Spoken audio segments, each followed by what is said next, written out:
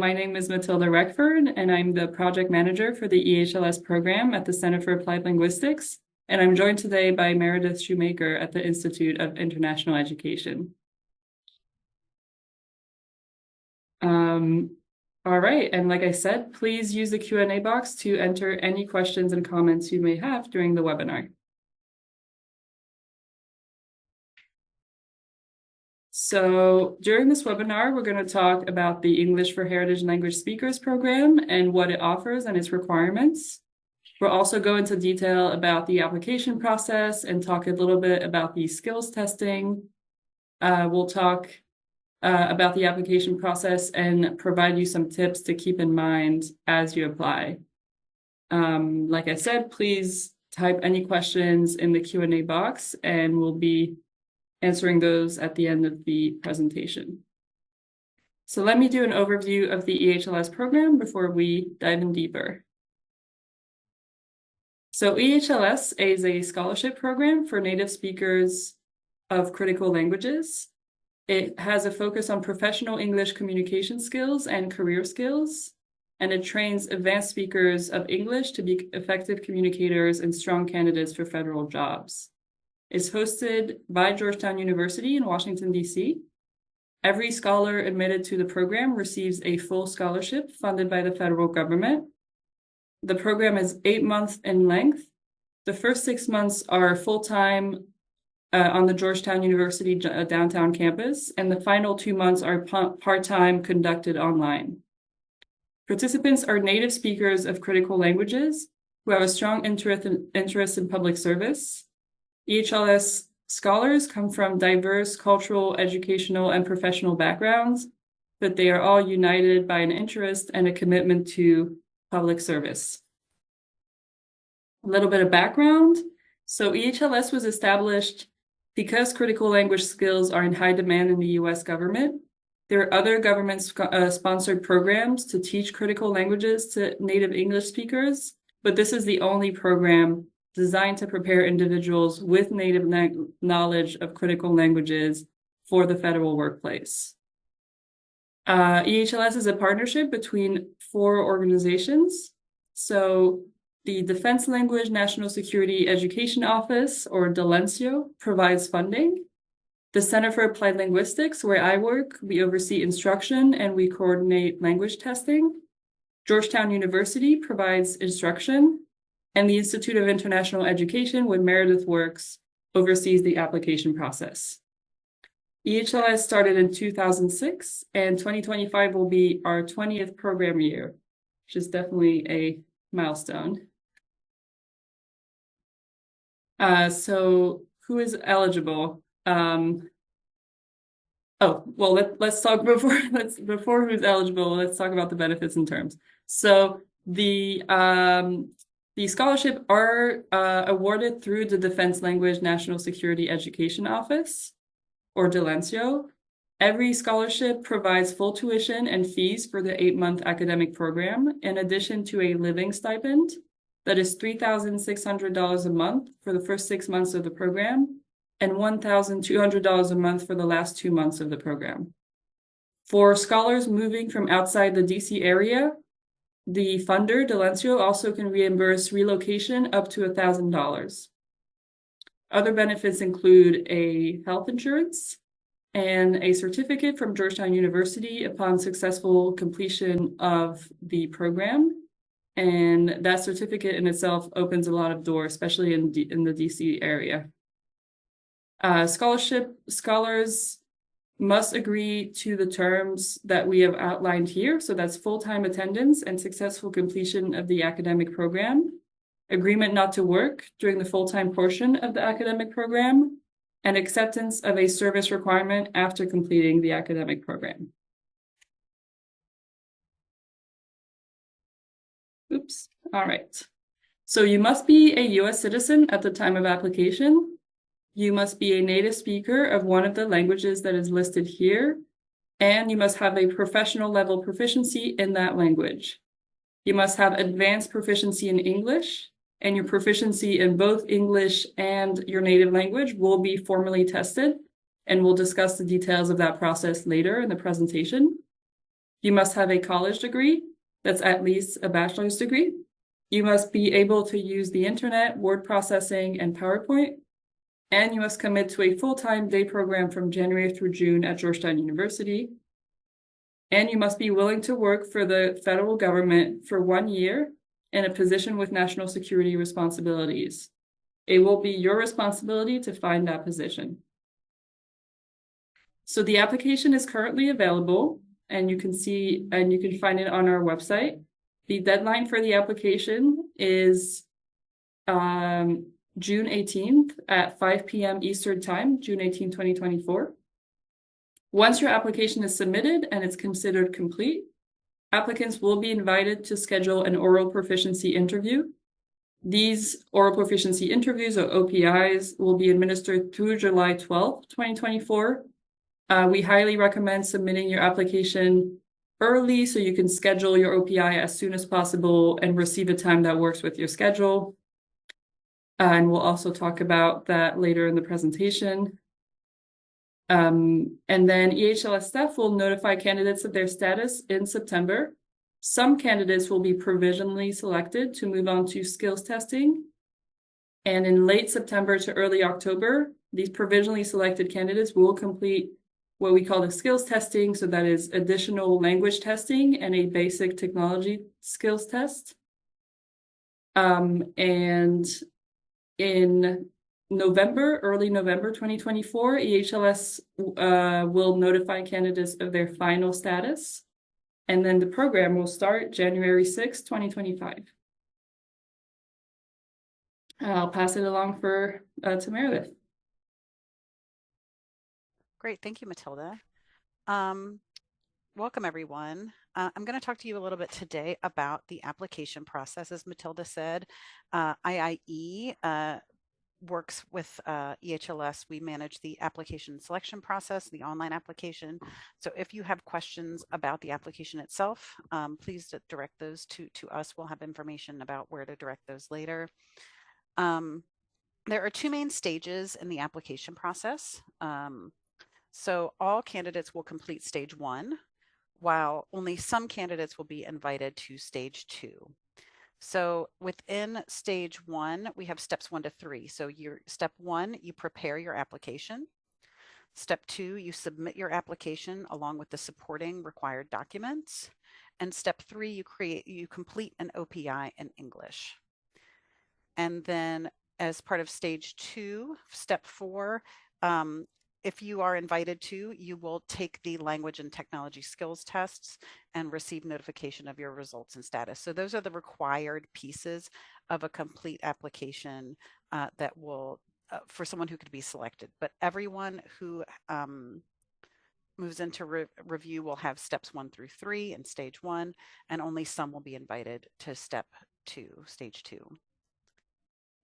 Next slide, please. Okay, as we discussed previously, there are 3 requirements as part of stage 1. You need to complete your application. You should confirm that all of your necessary supporting documents have been submitted.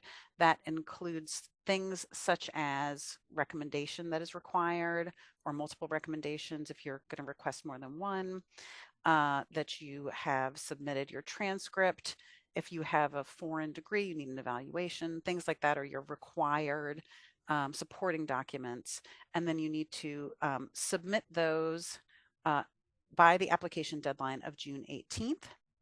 And then you have to complete your OPI in English as well. And the deadline to do that is going to be July 12th, 2024. And that happens again after you have submitted your application and it has been found to be complete. Okay. I'm sorry, I'm having a little bit of it. There we go. A little technical difficulty there. So please be sure to complete all sections of the application. Upload your supporting documents, such as your resume and your transcript, to the application system. As I briefly mentioned previously, please be aware that all degrees earned outside of the United States must be evaluated. So you will need to contact an academic credential evaluation service to do this, and then you will need to upload the evaluation into the application system. Evaluations can sometimes take some time. It can be a lengthy process. It could take potentially up to a couple of months. So it's good to start as soon as possible to make sure that you don't miss the deadline. You also need to select at least one professional reference, although 2 are recommended. And these should be people who write a recommendation letter on your behalf. They are ideally professional in nature. And then you're going to enter their contact information into the online system, and the system will send them the reference form to complete. If possible, one recommendation should be from your current supervisor. You might also consider previous supervisors or academic professors. We ask that you keep it professional or academic in nature. So for example, we suggest that you do not choose family members or personal friends to serve as recommenders. You will receive an automated email confirming the submission of your application. When you've submitted your application, it will be reviewed for completeness by IIE staff. And once your application has been reviewed and has at least one recommendation and is found to be complete, you will receive another email with the link and step-by-step instructions to scheduling an OPI in English. And as Matilda mentioned previously, it's great to do that early so that everyone isn't trying to get their OPI scheduled at the same time. You can get your OPI scheduled early, get it out of the way early. However, the OPI scheduling process probably won't start until next month. So if you submitted right away, you may not, it may be a month before you get the OPI link. But starting from, April moving forward, we're going to be reviewing the applications for completeness and sending out that OPI information. You can access the 2025 EHLS application online from our website, which is ehlsprogram.org. And then when you get to the home page, you can click on the tab that's circled there in the screenshot that says how to apply. This will take you to a page that outlines the components of the application, including the documents required, the 5 steps, and a timeline for this year's application cycle. To create or continue an application, click on Step 1, Start Application, and then click Apply here. When you do that, you will be taken to the online application form. If you are starting an application for the very first time, you will click please click Create an Account there, which you see highlighted in blue. If you're already in the application system, so you either have an application open for this cycle, or maybe you applied a previous year, you'll click Login. You'll click on that login link each time you return to the application, and you're going to log in with the same email address. Please note that this year's application is independent from any previous year's application. If you applied last year, you will need to create a new application. If at any time in the application cycle you forget your password, you can reset it by clicking the Forgot Password link. This will trigger an automated email to be sent to the address, and make sure to check your junk or spam folders if you don't see it in your inbox. So let's take a look now at how you would create a new application. Go back one, please. Great. So when you click on the Create an Account link, you're going to be asked to register with your email address, first name, last name, and birth date.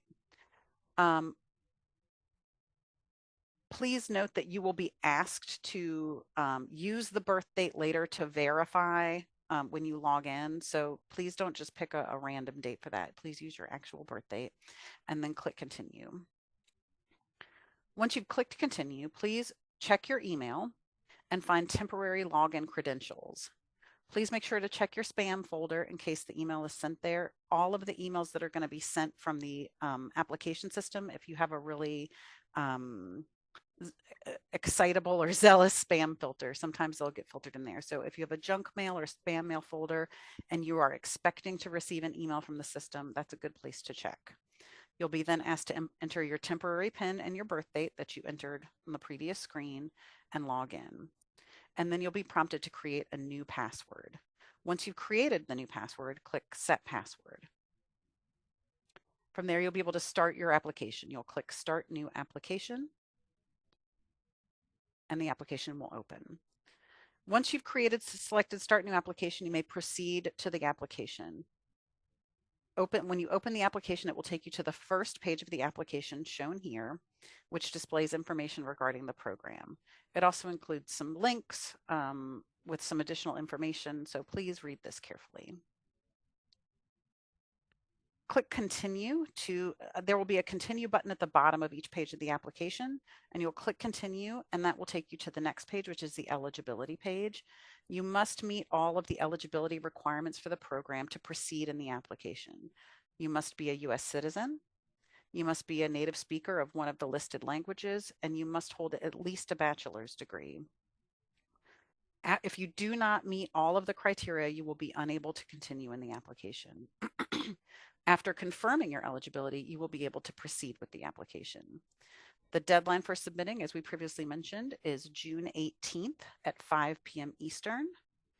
And I'll now open the floor for any questions about the application site, getting started, or anything that we've discussed so far.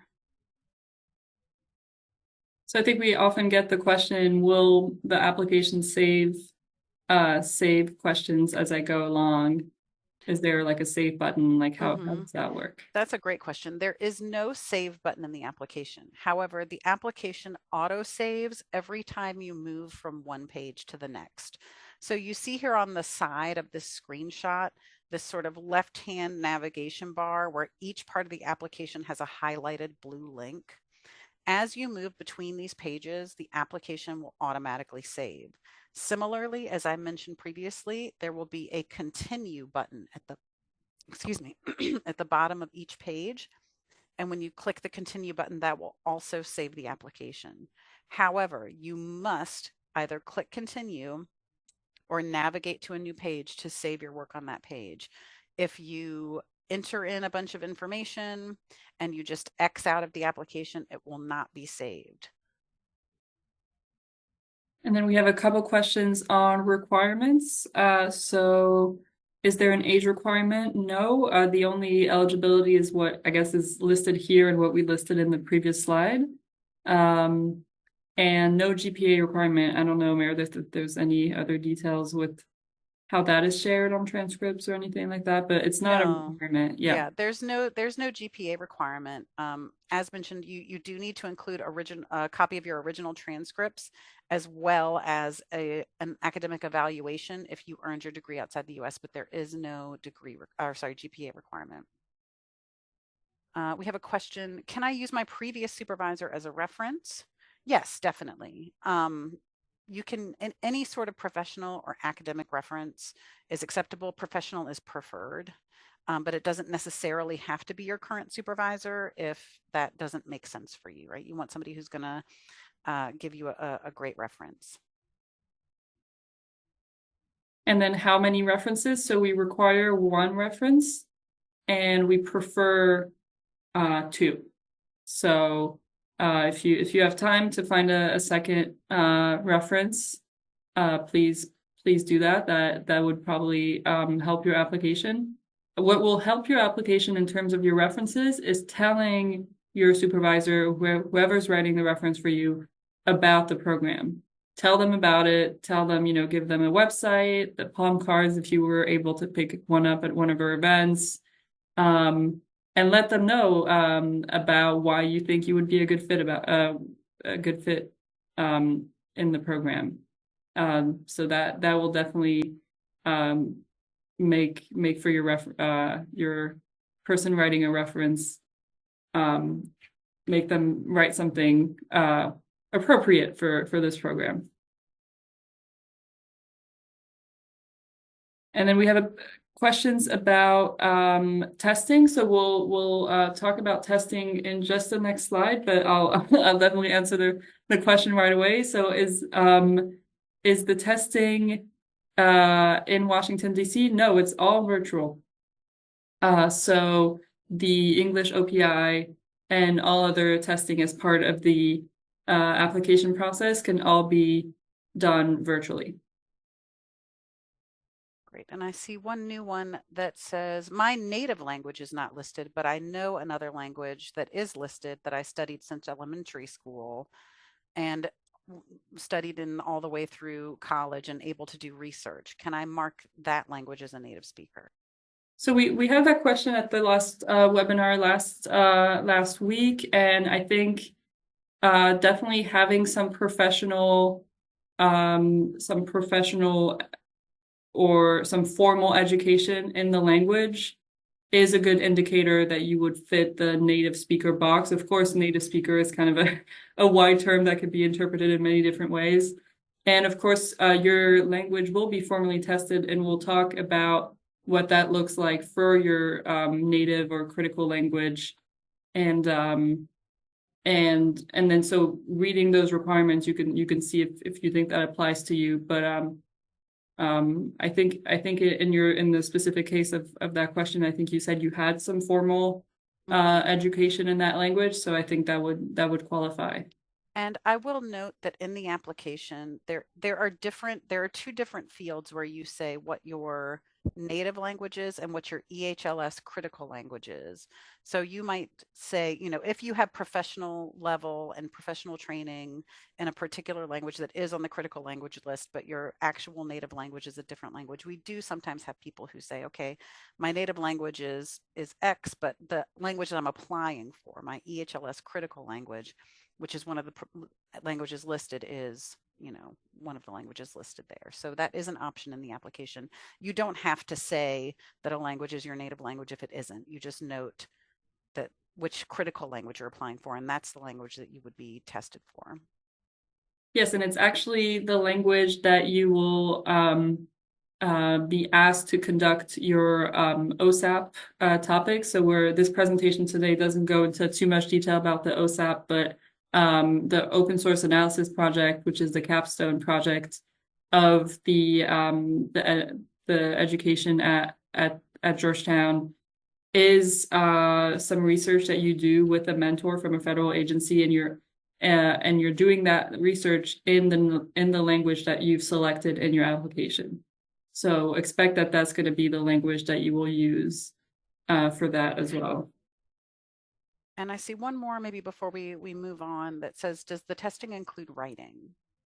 Yes, we'll show the slide of all what we call the skills testing stage, which is all domains of English. So in the initial stage 1, as part of submitting your application, you submit it, it's reviewed for completeness, and then you're invited to do the oral proficiency. So that's speaking in English. And then if you're provisionally selected, it'll be writing, reading, listening. So all 4 domains of English will be tested. And then your native language will only be tested in the OPI, so oral speaking. But yeah, let's move on to testing and go into more detail about that. So like I said, once your application is submitted and considered complete, so that's at least 1 recommendation letter, you can proceed to the oral proficiency interview in English. As an applicant, you cannot schedule your OPI until you have completed all the components of the application and it has been reviewed for completeness. The link with step-by-step instructions on scheduling your OPI in English will be emailed to you upon successful review of your application. These OPIs are administered by Language Testing International. It's a 30 to 45 minute telephone conversation between you and a certified tester through a series of personalized questions regarding your academic, professional, and personal experience, and also a sample speech that is elicited. You will be rated in accordance to the Interagency Language Roundtable Scale, or ILR scale, which is a government scale that determines your proficiency in English. As a candidate, you can only choose to have this oral proficiency interview as a remote option. So it will be a telephone conversation, but it will also be proctored remotely, which means you'll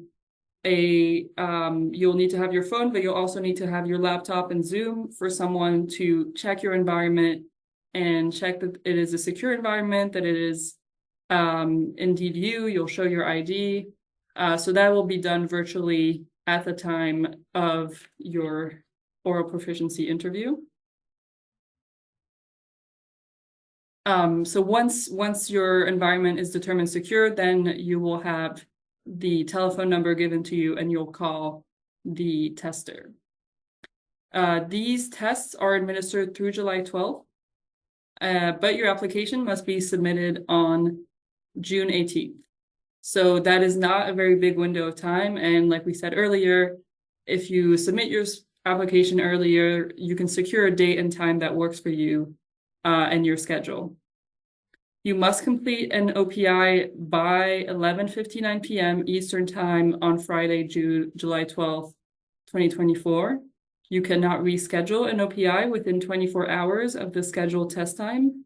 A missed OPI will not be rescheduled.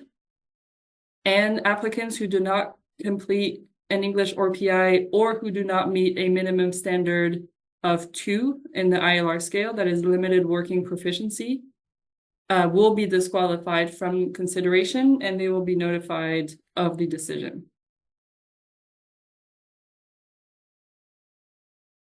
Now, skills testing happens on stage 2. So that is after all applications are reviewed, up to 50 provisionally selected candidates will be invited to skills testing. These tests are also administered virtually. You'll be tested in reading, listening, and writing in English and basic technology skills, and orally in your critical language. Your basic technology skills, those include word processing, PowerPoint, and this link here on the slide has an example of what to expect for the technology skills test. And then in early November 2024, we expect to select 18 scholars into the program. So it is a competitive program because we get about 200 applications every year, and then around 50 provisionally candidates move on to this second stage of testing, and then 18 scholars make it into the program.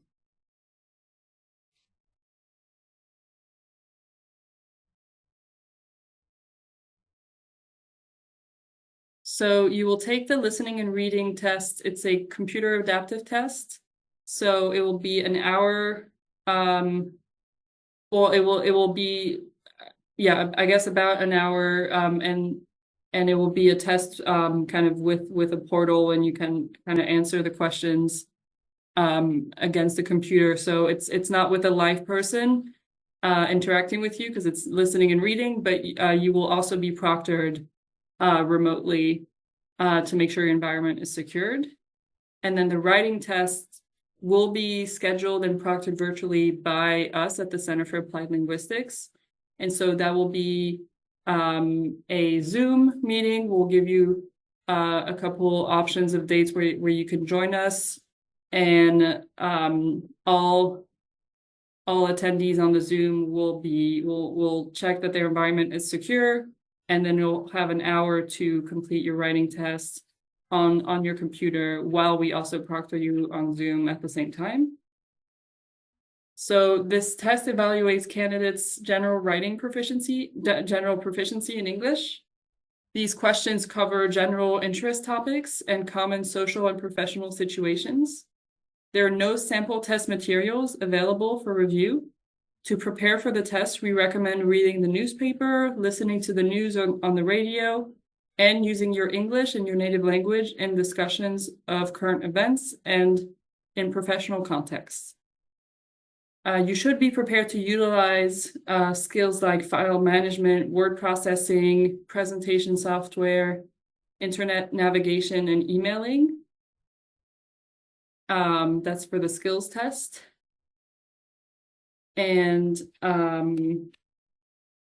now some detail on the critical language. So the critical language is also in this OPI format, or proficiency interview, with a tester that you connect with on the phone. and a virtual proctoring via Zoom. These also cover general interest topics and common social and professional situations. We kind of covered this question before, but if you have native or high proficiency in 2 languages, on your online application, list the language in which you're most proficient. In many cases, that's the language of your education. For example, if you're a speaker of Ukrainian and Russian who completed their education in Russian, then you would enter Russian as your critical language, which will be what will be tested as part of this application process. And like I said earlier, will also be, if you enter the program, what you will conduct your capstone project in. So I mentioned the Interagency Language Roundtable Scale, and this is what all these tests are rated on. And so it references the tasks that you can complete, your vocabulary, your control of grammar, and your length of production. It's a scale that is tailored to the federal workplace and is widely used among different federal agencies. So completing an OPI as part of the application, that will also give you a very useful certificate that can certify that you have a certain level, hopefully a 2 in English, and a 3 in speaking. There we go. All right, so the 2, limited working proficiency, is the required level for all 4 English skills. So that's speaking, writing, listening, and reading. And we require a level 3, that is general professional proficiency in your native language for admission into EHLS. So this scale goes from 0 to 5 with plus levels in between. You have to kind of understand that 3 is already very hard, very, very hard for native speakers to achieve, or not, this is why we recommend, also kind of before your test in your native/critical language, kind of practice it as well. So, no one gets a 5, basically. three. So I guess don't be upset if you think 3 is low on this scale. 3 is a very high level, and 2 is a very high level, is an advanced level as well. So let's see, the next slide talks a little bit about what those levels are.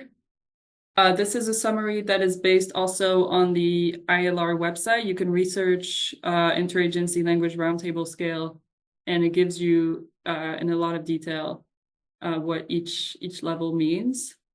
But so for level 2, that means you're able to satisfy most routine social demands and work requirements, that you'll be able to narrate and describe in the 3 major timeframes. You'll be able to make comparisons and deal effectively with complicated situations, that you're able to navigate most informal and some formal settings, and you have a range of concrete topics of personal and general interest, and that you are comprehensible to speakers that are not accustomed to dealing with non-native speakers, and that you are able to produce paragraph-length connected discourse in writing.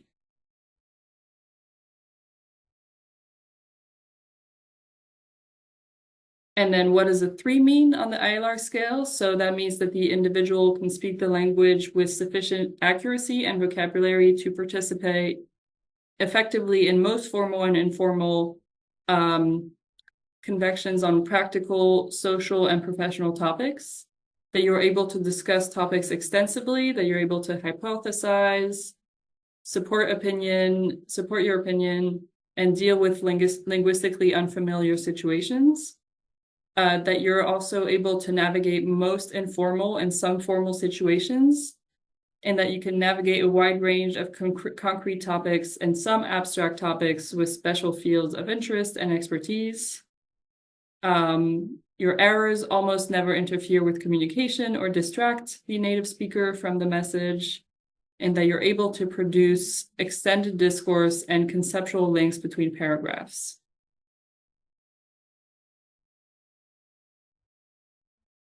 So let me see. Now, are there any questions? I think there are a few questions. Let's see. I see questions about the OSAP. Mm-hmm. Just somebody who joined late and is interested in learning more about the OSAP. Oh, yes.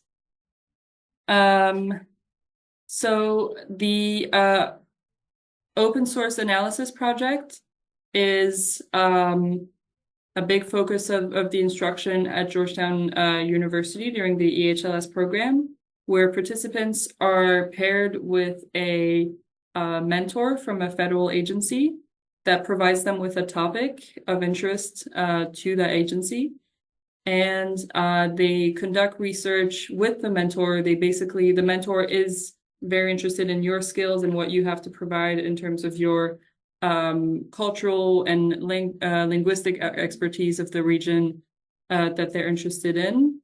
And you produce a report and that is both written and then also spoken. So you will get to present that research in front of the intelligence community at the end of the program.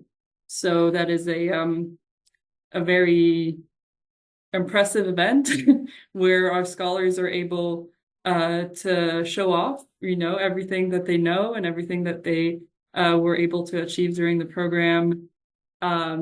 It's also a really great opportunity to network, both as you're conducting the research with your mentor. That's usually a really good relationship that you get to create with them.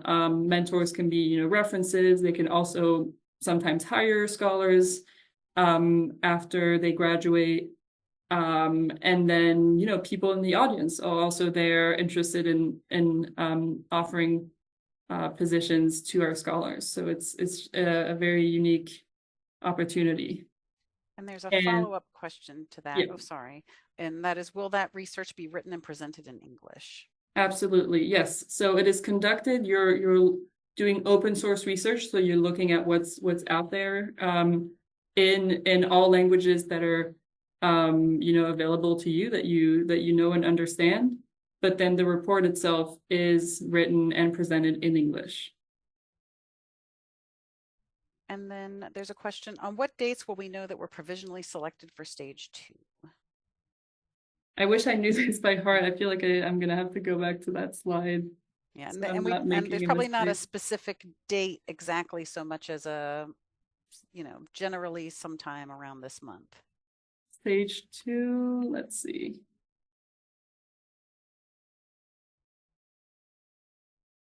It's in the important dates. So you're notified in September that you will move on to stage 2 and you will move on to the skills testing. And then the skills testing happens in a window between late September and early October. All right, going back.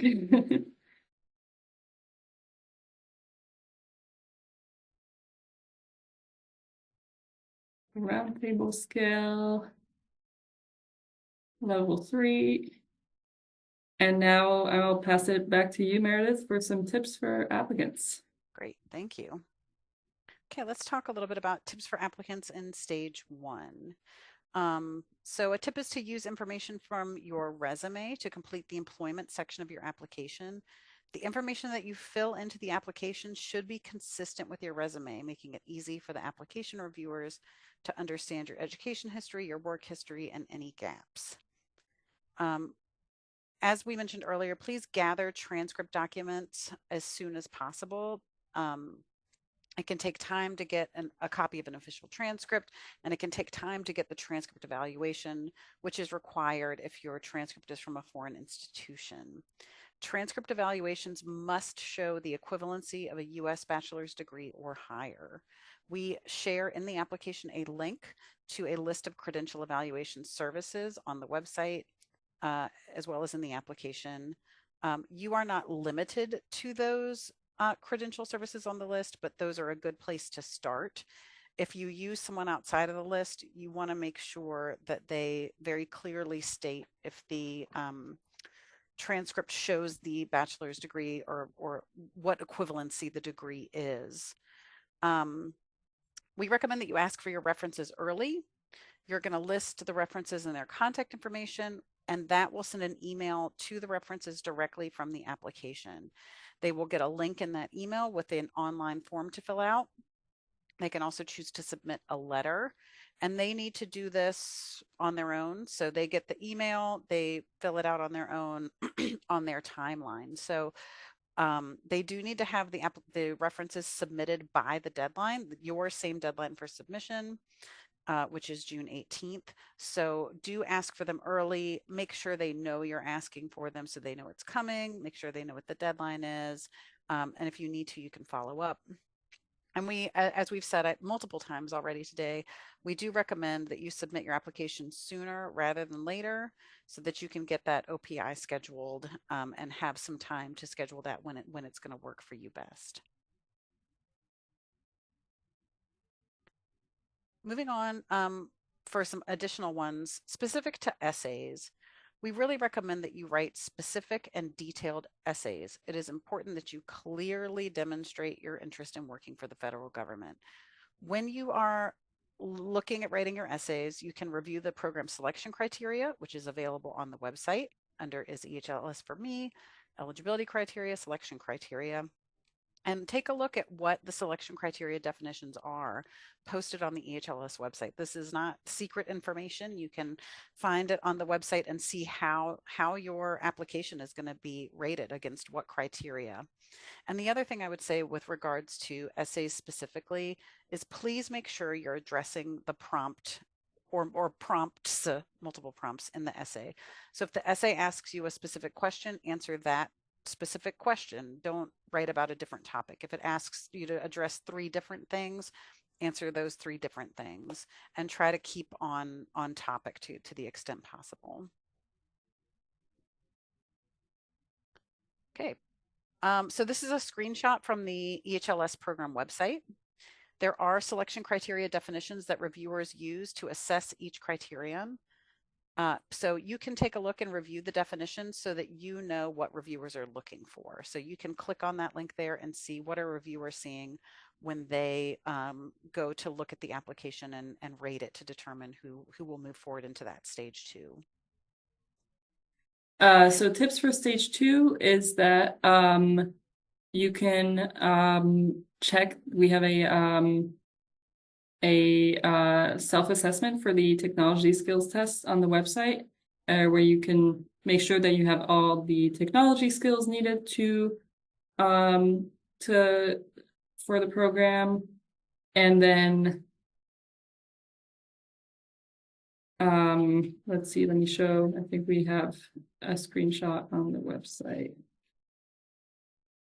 for yes. So this is where you can access the information about the interagency language roundtable scale and learn about these skills that are needed in speaking, reading, and listening, and the technology skills self-assessment. And yeah, to kind of close it off, make sure you attend some more of these virtual events, especially as you complete your application. More questions may come up, and we're here to help and answer them.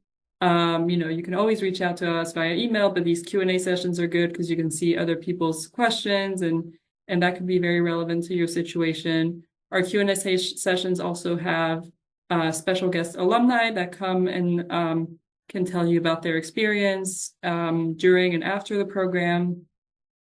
And then in the webinar, information webinar series, we have this topic webinar today of applying, but then the general information and the what to expect during and after EHLS also cover pretty much everything else about the program. So we recommend attending those as well, the general information to learn more about the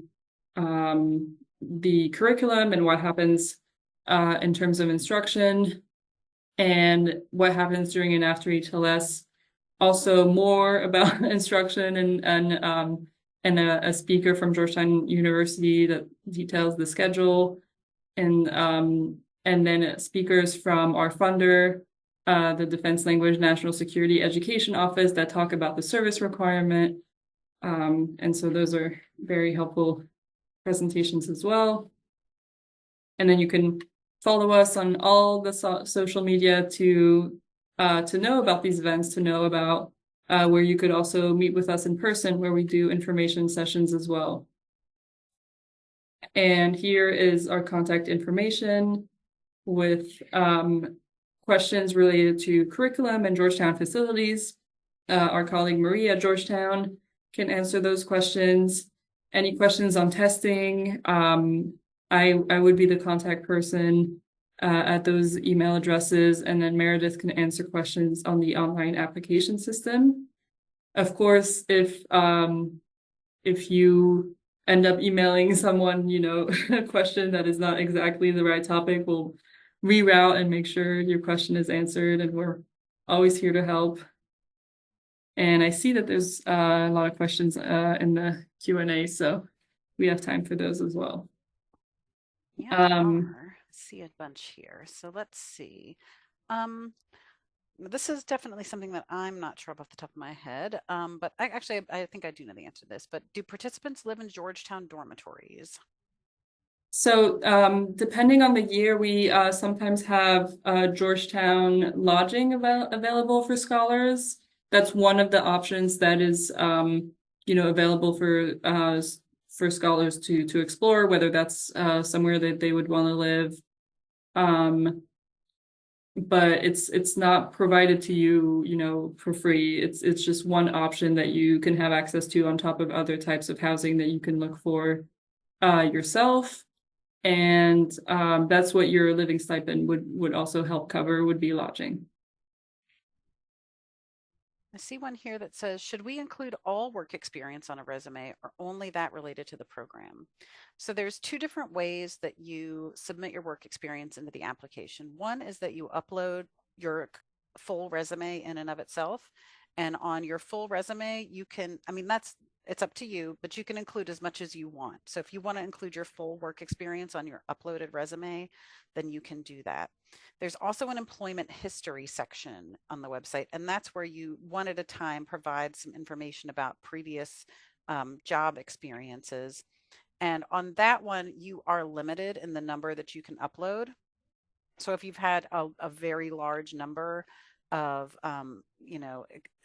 different types of jobs and employment experience, that's where you might want to focus on just including the more relevant ones or maybe the more recent ones. But on the resume, you can include everything. And then we have a question on the taxation of the living stipend, which is $3,600. And so these disbursements are considered a scholarship stipend, so they're not pre-taxed. And we recommend for scholars to seek advice from a certified tax professionals if they have any questions about their personal tax responsibility.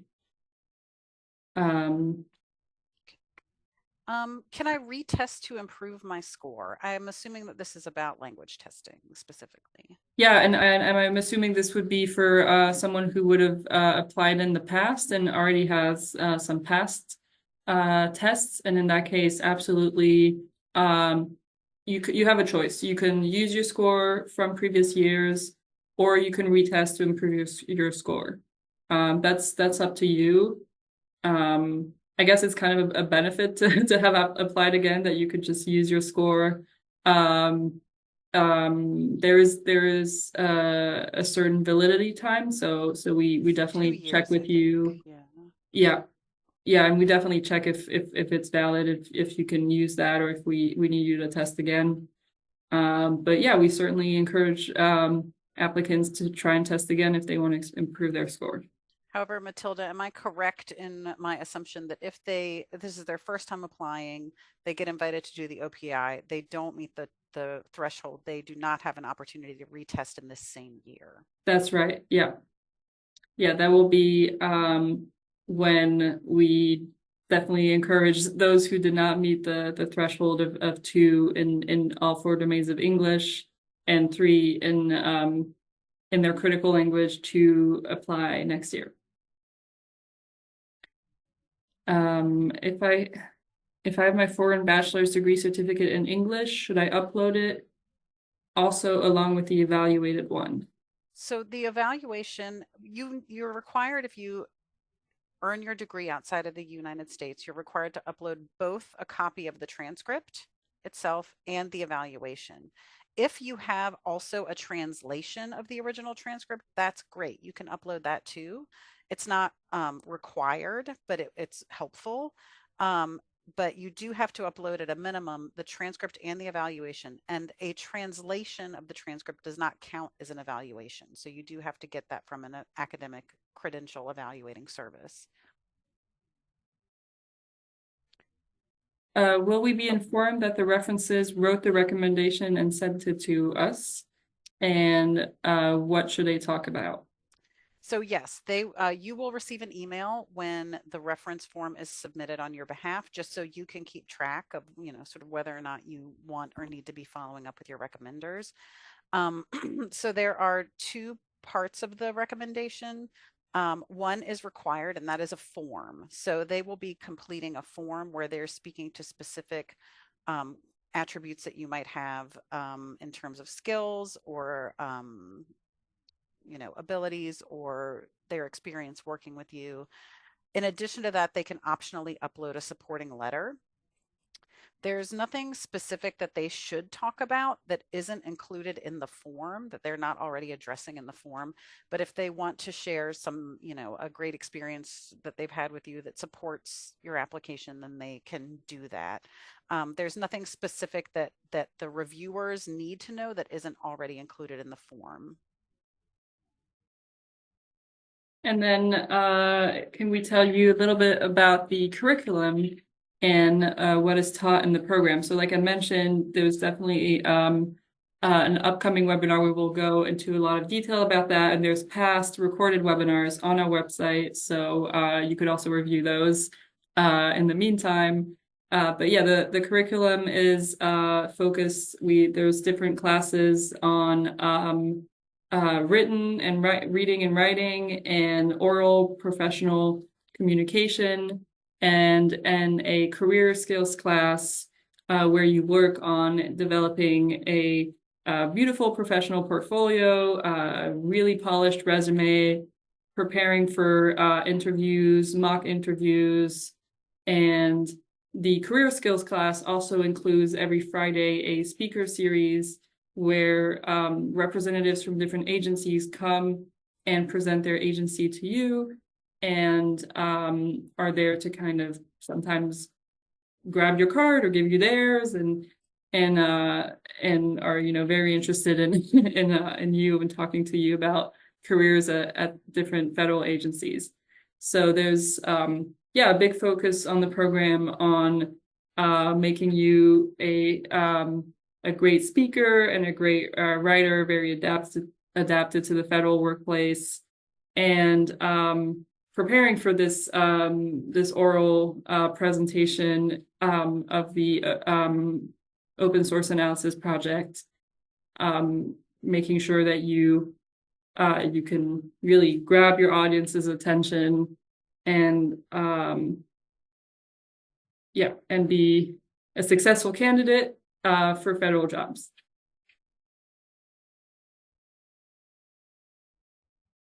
Could you clarify whether we should be waiting to receive the OPI? Yeah, so you do not need to worry about the OPI being scheduled prior to June 12th. Right, so it's not your role basically to get in touch with us and be like, oh, I think I'm ready. Can I schedule my OPI? Right now, your focus is submitting your application, and then we'll worry about basically reaching out to you. Right. And there will be sufficient time. So I believe I mentioned earlier, but in case you joined late. So if you were to submit today, you would not get an email this week about it. We start sending out the OPI invitations in April for those who have, and probably mid-April, for those who have submitted a complete application. The application is checked, has a recommendation. then we will start sending out the OPI information. So there is a benefit to getting your application in somewhat early if it's ready to go. We don't want you to rush your application in any way. But like mid-April is around the earliest time that you might hear something, but that is still, then you still have 3 months. And if you do get it in earlier, you can schedule and have some time for that, but we will send you the information for that. And the other thing that we didn't specifically address that I want to be clear about is if you submit an application and it's not complete, we don't just throw it out, right? We'll reach out to you. We'll say, hey, thanks for submitting an application. We have a question about your transcript evaluation, or it looks like you didn't attach your resume. Can you please send that to us? Whatever it is, right? We look over the application, we check for completeness. And if we have a question about anything, we reach out to you. We give you a little bit of time to rectify whatever the issue is or clarify the situation. So that's another reason to get an application in early. So if you submit on the deadline, you might have less time to fix an issue that's found versus if you submit early. But we'll give you some time to address whatever the issue is, supply whatever material might be missing. And then once everything is found to be complete, we send you that OPI scheduling email that has all the information that you need to get that scheduled. Yes, and I should say also that this webinar right now is being recorded. And so if you have any questions on what we've covered today and you would just want to review it in your own time, it will be posted on our website, but I'll also directly email you thanking you for attending and send you the recording as well. Oh, great. And then I see just one more quick question about how long it takes to schedule the OPI. So once you get the instructions, how long does it actually take to get the OPI scheduled? So after you get the instructions, you provide 2 windows of 3 hours, 2 blocks where you'll be available, in the future before the deadline, of course. And so it shouldn't take too long after that for LTI Language Testing International. Once they have that information, they match it to a tester. I don't think that ever takes too long. I'm thinking maybe it might take longer if you speak like a dialect of Arabic. They want to match you with the right tester for that dialect, and so that might take a little longer in terms of their availability of tester, but it's usually really quick, and they have a lot of testers. Yeah. And so once it's scheduled, then you just take it. The person who posted the question said that they knew it could take several months, but it never takes several months, right? It's usually a pretty quick turnaround to actually get it scheduled. Right, exactly. Like you'll get the instructions, you'll put in when you're available, and it's only 2 windows that you're providing. You say I'm available then and I'm available then. And they schedule you within those windows. And that is pretty quick. Yeah.